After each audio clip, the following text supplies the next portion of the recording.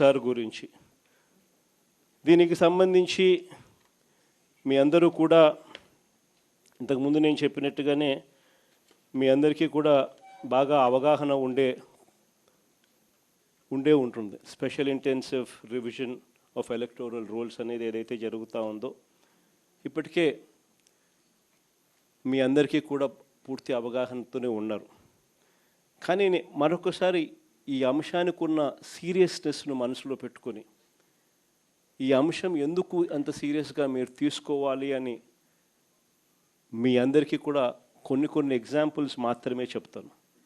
ఎందుకనంటే ఈ ఎగ్జాంపుల్స్ తెలుసున్నప్పుడు దీని సీరియస్నెస్ ఎంతటిది అని మీ అందరికీ కూడా అర్థమవుతుంది. ఇటీవల మీరంతా కూడా వెస్ట్ బెంగాల్, తమిళనాడు ఎలక్షన్స్ మీరంతా కూడా చూసే ఉంటారు.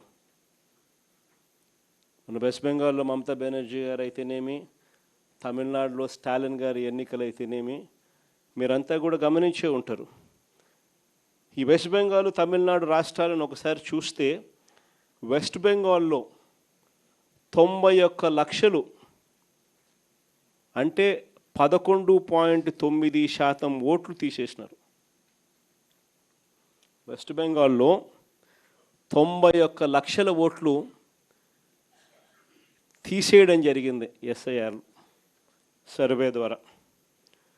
తమిళనాడులో 74 లక్షల ఓట్లు తీసేయడం జరిగింది ఈ ఎస్ఐఆర్ సర్వేల ద్వారా. మమతా బెనర్జీ పోటీ చేసిన భవానీపూర్ అనే నియోజకవర్గం, ఇది మీ అందరికీ తెలిసి ఉండాలి. మమతా బెనర్జీ పోటీ చేసిన భవానీపూర్ అనే నియోజకవర్గంలో 45,982 ఓట్లు తొలగిస్తే 15,000తో మమతా బెనర్జీ ఓడిపోయింది. ప్రతి ఒక్కరూ జ్ఞాపకం పెట్టుకోమని చెప్తా ఉన్నా ఈ మాట. అదేవిధంగా తమిళనాడులో స్టాలిన్ పోటీ చేసిన కొలతూర్ అనే నియోజకవర్గంలో దాదాపుగా 71,000 ఓట్లను తొలగిస్తే ఆయన ఓడింది 8,000 ఓట్లతో ఆయన ఓడిపోయాడు. ప్రతి ఒక్కరూ కూడా ఈ 2 అంశాలను గుర్తుపెట్టుకోమని అడుగుతా ఉన్నా. అంతేకాదు బెంగాల్లో తీసేసిన ఓట్లు 91 లక్ష ఓట్లు, 91 లక్షల ఓట్లు బెంగాల్లో తీసేస్తే ఆ రాష్ట్రంలో మమతా బెనర్జీ గారి పార్టీ ఓడిపోయింది 31 లక్షల తేడాతో. 91 లక్షల ఓట్లు తీసేస్తే 31 లక్షల ఓట్ల తేడాతో ఆయన ఓడిపోయింది. తమిళనాడులో 74 లక్షల ఓట్లు తీసేస్తే స్టాలిన్ పార్టీ ఓడింది 17 లక్షల తేడాతో.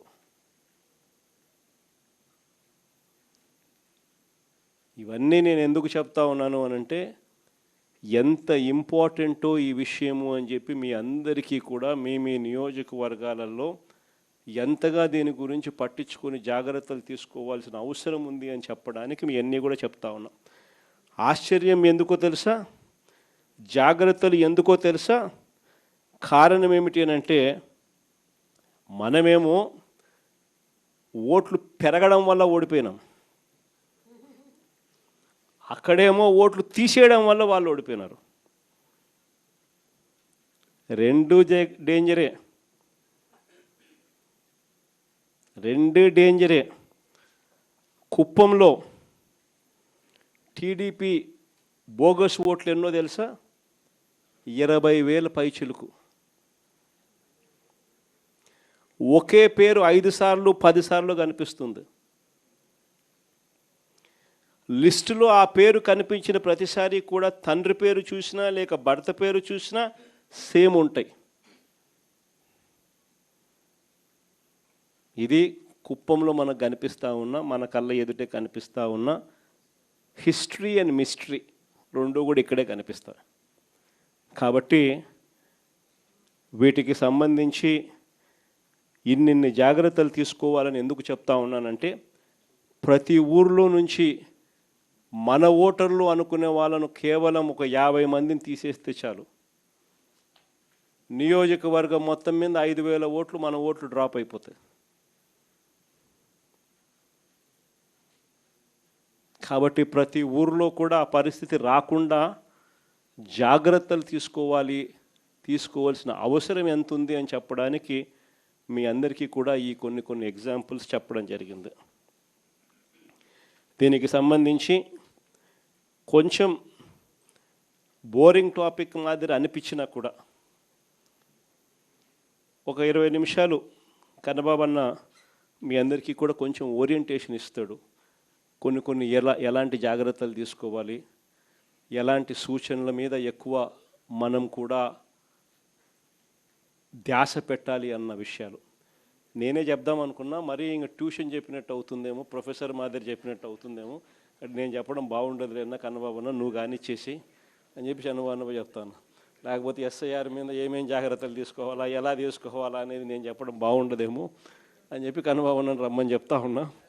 కన్నబాబుని సుదీర్ఘంగా కూడా చెప్తాడు. కొంచెం బోరింగ్ అనిపించవచ్చు అందరికీ కూడా, కానీ మన మంచి కోసమే తాను ఇవన్నీ సూచనలు సలహాలు కూడా తాను ఇస్తూ ఉన్నాడు. అవన్నీ కూడా కొంచెం 20 నిమిషాల కన్నా ఎక్కువసేపు పట్టదు. ఈ 20 నిమిషాల సేపు కొంచెం మనం ధ్యాస పెట్టి ఆయన చెప్పేటివి కూడా మనం విన్నామంటే ఆ చేంజెస్ మనం తీసుకురాగలిగితే మన కాన్స్టిట్యున్సీస్లో ఆ జాగ్రత్తలు మనం పాటించగలిగితే, ఆ సూచనలు మనం తీసుకోగలిగితే అవి కాన్స్టిట్యున్సీలో మనకు ఎంతో ఉపయోగపడతాయి. మన ఓట్లు ఎవరు తీసేయకుండా మన వాళ్ళ ఓట్లను మనం ప్రొటెక్ట్ చేసుకోగలుగుతాం. అది చాలా అవసరము అని చెప్పి అందరం కూడా భావించే ఈ మేరకు ఎక్సర్సైజ్ చేసి మీ దృష్టికి ఇవన్నీ కూడా తీసుకొని రావడం జరుగుతూ ఉంది.